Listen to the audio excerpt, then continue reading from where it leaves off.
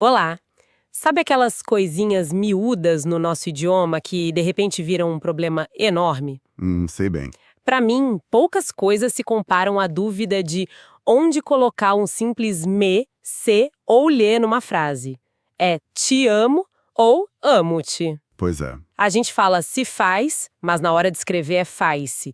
Parece tipo assim um campo minado gramatical. É o tipo de detalhe que revela bem a diferença entre a língua que a gente fala e a que a gente escreve, né? Totalmente. Na rua, no trabalho, ninguém vai te corrigir se você disser "me dá um minuto". Jamais. Mas num relatório ou, sei lá, num documento formal, essa mesma frase pode soar errada. E essa tensão entre o uso e a norma é o que gera toda a confusão. Exatamente essa tensão.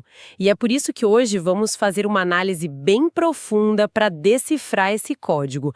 As fontes que a gente usou são um guia, assim, bem completo sobre a tal da colocação pronominal. Aham. Exploram as famosas próclise, ênclise e a quase mítica mesóclise. E a nossa missão aqui, eu acho, não é só decorar regras, é entender a lógica por trás delas.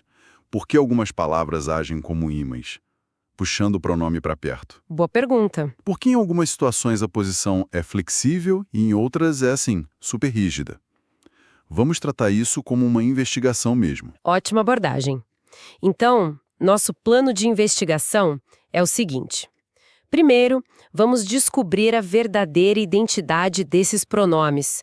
Eles são bem mais versáteis do que parecem. Uhum. Depois, a gente vai mapear os 3 esconderijos principais deles na frase: antes, depois ou no meio do verbo. E por fim, vamos encarar os casos mais traiçoeiros, que são as combinações de verbos. Preparado para desvendar esse mistério? Ok. Para começar essa investigação, a gente precisa saber quem são nossos suspeitos. Certo. Estamos falando dos pronomes oblíquos átonos, como me, te, se, o, a, lhe.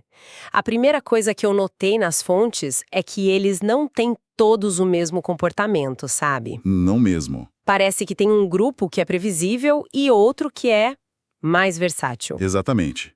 Podemos pensar neles como peças de um jogo de xadrez. Algumas peças têm movimentos fixos Certo? e outras são mais flexíveis. No grupo dos movimentos fixos, temos de um lado os pronomes o, a, os, as. A função deles é sempre a mesma, sem exceção. Objeto direto. Certo. Objeto direto é quem sofre a ação.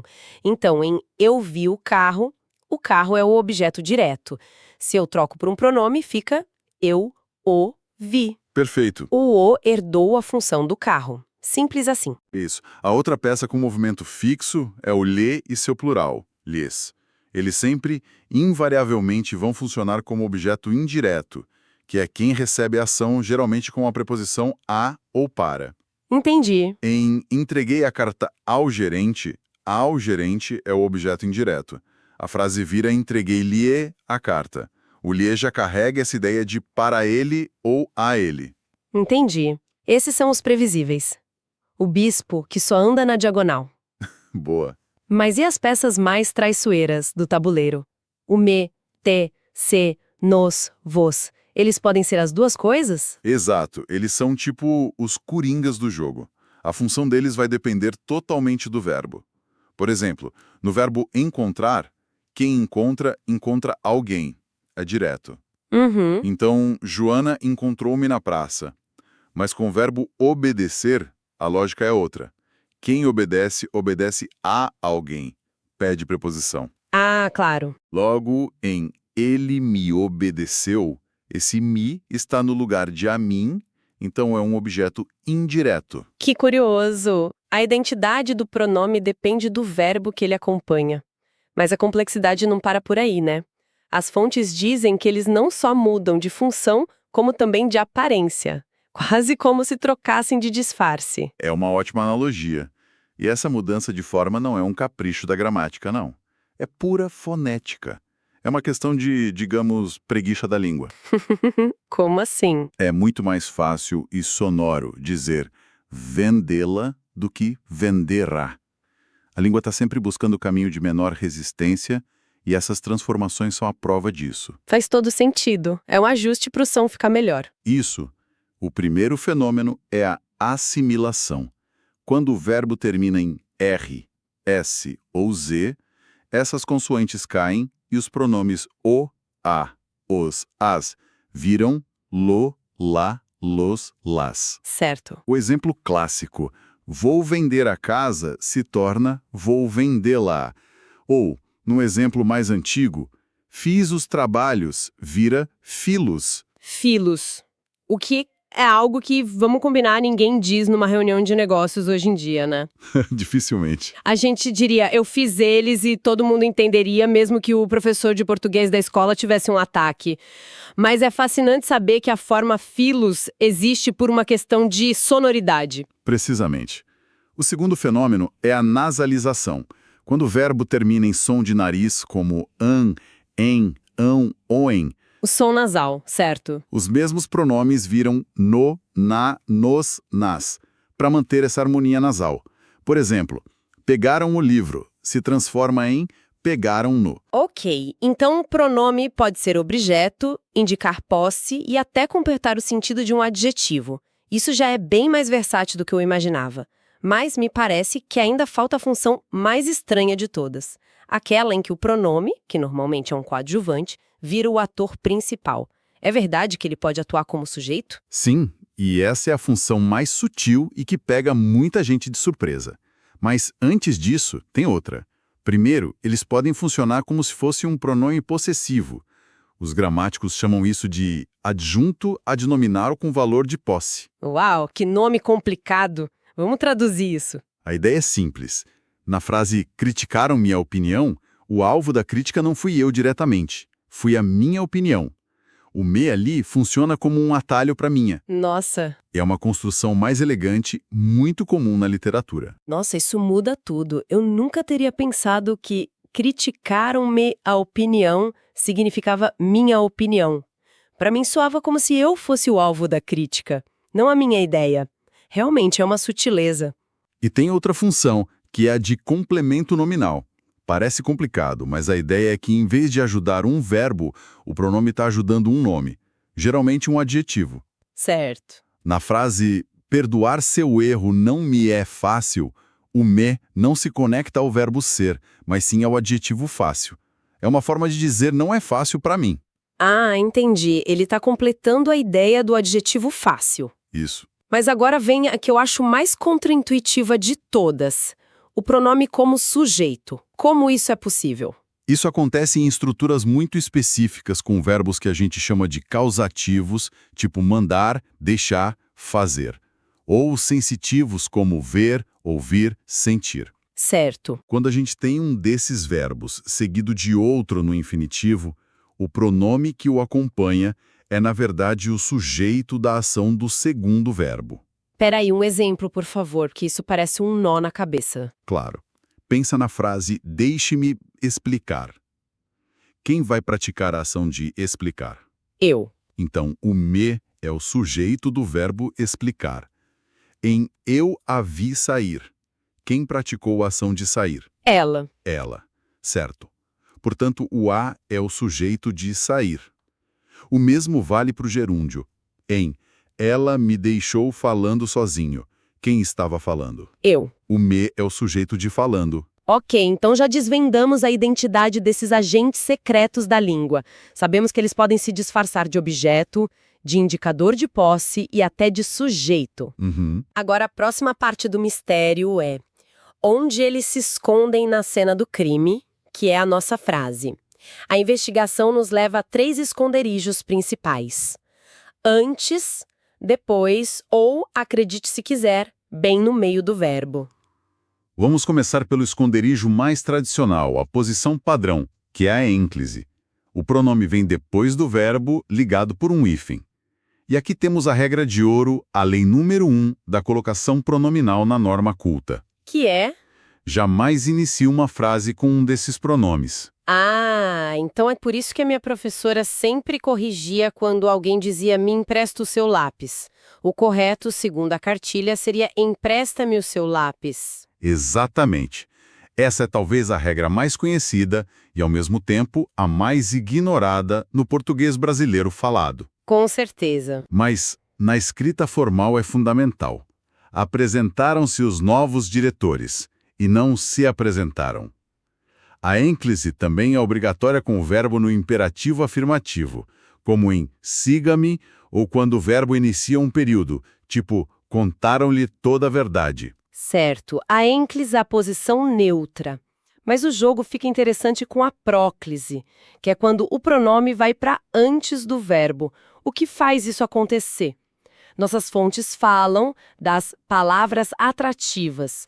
O que exatamente torna uma palavra atraente para o pronome? Ótima pergunta. Não é aleatório. Essas palavras criam uma espécie de campo magnético antes do verbo. O grupo mais forte de ímãs são as palavras negativas. Não, nunca, jamais, ninguém. Ah, claro. A negação tem uma força tão grande na frase que ela puxa o pronome para perto de si. Por isso dizemos, nunca me disseram isso. E soaria muito estranho dizer, nunca disseram-me isso. A negação como um buraco negro gramatical. Entendi. E quais são os outros ímãs? Temos também palavras que criam uma dependência, um suspense na frase, como as conjunções subordinativas, quando, se, embora, por quê. Entendi. Quando você diz quando, a frase fica em suspenso, esperando o resto. Essa tensão gramatical atrai o pronome. Por isso dizemos, quando me contaram, eu não acreditei. Advérbios também funcionam assim. Aqui se vive bem. E claro, pronomes interrogativos, quem te disse, e relativos, o livro que me deram. E tem aquele caso clássico, quase um trava-língua da gramática, de pero vaz de caminha, certo? Em se plantando tudo dá. Exatamente. A preposição em, seguida de um verbo no gerúndio, é um caso especial, mas muito famoso, de atração obrigatória. Certo. Mas é importante dizer que, às vezes, essa atração é opcional. E quando podemos escolher? O principal caso é quando o sujeito está claro e expresso na frase. Aí tanto faz. Você pode dizer, os alunos se retiraram ou os alunos retiraram-se. Ah, As duas formas são consideradas corretas pela norma culta, porque o sujeito, os alunos, já ancora a frase, então a posição do pronome fica mais livre. as fontes destacam um detalhe que parece uma pegadinha de prova. A vírgula. Uma simples vírgula pode anular a força do ímã. Como isso funciona? Olha, esse é um detalhe crucial. A vírgula age como um escudo, quebrando a atração. Veja o exemplo. Ontem me falaram sobre o projeto. Certo. O advérbio ontem atrai o me. Próclise correta. Agora, se eu isolo o advérbio com uma vírgula para dar ênfase. Ontem, falaram-me sobre o projeto. A vírgula quebrou o campo magnético e a regra padrão da ênclise volta a valer. Que loucura! A pontuação mudando a gramática. Ok, respiramos fundo e vamos para a mais temida, a joia da coroa da formalidade, a mesóclise. O pronome no meio do verbo. Isso ainda se usa? Na fala, praticamente nunca. No texto, é um recurso de extrema formalidade ou de estilo literário. Mas a regra é surpreendentemente simples, porque ela só acontece em duas situações muito específicas. Quais? Com o verbo no futuro do presente, farei, veremos, ou no futuro do pretérito, faria, veríamos. E qual é a condição para ela acontecer? A condição é não haver nenhuma palavra atrativa antes. Se a frase estiver limpa, a mesóclise pode aparecer. Em vez de dizer eu te darei um presente, a forma mesoclítica seria dar-te-ei um presente. Uau! O verbo é como se abrisse no meio para abrigar o pronome. Com o futuro do pretérito, eu o ajudaria vira ajudá-lo-ia. Dar-te-ei parece algo que um personagem de novela de época diria. Totalmente. Mas se um daqueles ímãs como um não aparecer na frase, a mesóclise é desfeita? Completamente. O ímã da próclise é sempre mais forte. Então, eu te darei vira dar-te-ei. Mas eu não te darei continua não te darei. A mesóclise é frágil. Qualquer palavra atrativa antes do verbo e ela desaparece, dando lugar à próclise. Sobrevivemos à mesóclise, mas falta o desafio final. O que acontece quando temos mais de um verbo juntos? As locuções verbais, como estou fazendo ou tinha visto. Onde o pronome entra nessa história? Aqui a notícia é boa. Na maioria dos casos, há bastante flexibilidade. A regra geral para locuções com verbo principal no infinitivo ou gerúndio é que você pode colocar o pronome em vários lugares, desde que não quebre uma única regra de ouro. Ok, vamos pegar um exemplo como vou dizer a verdade. Se eu troco a verdade por a, onde esse pronome pode ir? Vou dizê-la? Essa é uma opção, com o pronome depois do infinitivo. Vou dizê-la. Mas também estaria correto eu a vou dizer, com o pronome antes de tudo. E no português de Portugal, seria comum até mesmo vou a dizer, no meio dos verbos. O importante é que há opções. Você mencionou uma regra de ouro inquebrável. Qual é? A regra sagrada é, nunca, em nenhuma circunstância, coloque um pronome átono depois de um verbo no particípio. Aqueles terminados em ado e ido. É proibido. Essa é para tatuar no braço. Então dizer eu tinha encontrado-o está? Errado, completamente errado. O particípio encontrado não aceita o pronome depois dele. As opções corretas seriam eu o tinha encontrado, próclise, ou eu tinha-o encontrado, ênclise, no auxiliar. Mas jamais tinha encontrado-o. E se houver uma palavra atrativa antes de tudo, como não, isso muda a regra da locução? Muda sim.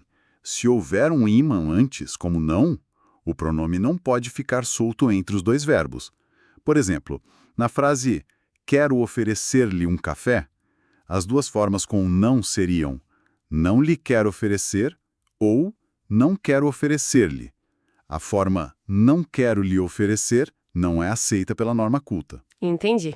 A atração do não exige que o pronome fique ou antes de tudo ou no final. Ufa! Foi uma jornada e tanto. Recapitulando, o que aprendemos hoje? Primeiro, esses pronomes são verdadeiros camaleões, mudando de função e até de forma, dependendo do contexto. Eles são muito mais do que simples complementos. Exato. Entender a função é o primeiro passo para saber a posição. Segundo, a ênclise depois do verbo é o padrão, a base. Mas as palavras atrativas, nossos ímãs gramaticais, forçam a próclise, que é antes do verbo. E a mesoclise é uma peça de museu para futuros do tempo, em contextos muito formais e sem nenhum ímã por perto. É isso. E as duas regras de ouro para levar para a vida. Nunca comece uma frase com esses pronomes. Certo. E nunca os coloque depois de um particípio. Se alguém lembrar apenas disso, já vai evitar os erros mais gritantes na escrita formal. Perfeito. Mas, depois de toda essa discussão sobre regras, a gente precisa voltar à realidade, né? Tudo isso que falamos pertence à norma culta, certo? No dia a dia do brasileiro, a história é bem diferente. Completamente diferente. No português brasileiro falado, a próclise é a rainha absoluta. Nós temos uma preferência assim avassaladora por colocar o pronome antes do verbo, mesmo quando a gramática diz o contrário.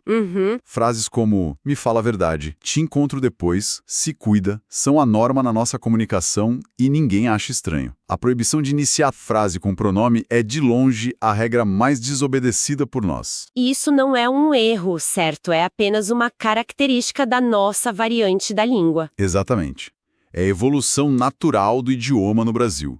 A língua falada é viva, dinâmica, e ela se molda ao uso. A gramática normativa funciona como uma fotografia de um certo estágio da língua, geralmente mais conservador e ligado à escrita, enquanto a fala já seguiu em frente. Isso nos deixa com uma reflexão final, um pensamento para quem nos ouve. Agora que as regras formais estão mais claras, vale a pena observar o português ao nosso redor. Por que será que a língua falada no Brasil desenvolveu essa preferência tão forte pela próclise, a ponto de frases como "me dá um minuto" soarem perfeitamente naturais para nós, enquanto a forma "dá-me um minuto" soa formal, distante ou até um pouco pedante numa conversa casual? O que essa nossa desobediência gramatical cotidiana revela sobre a evolução e a identidade do nosso idioma?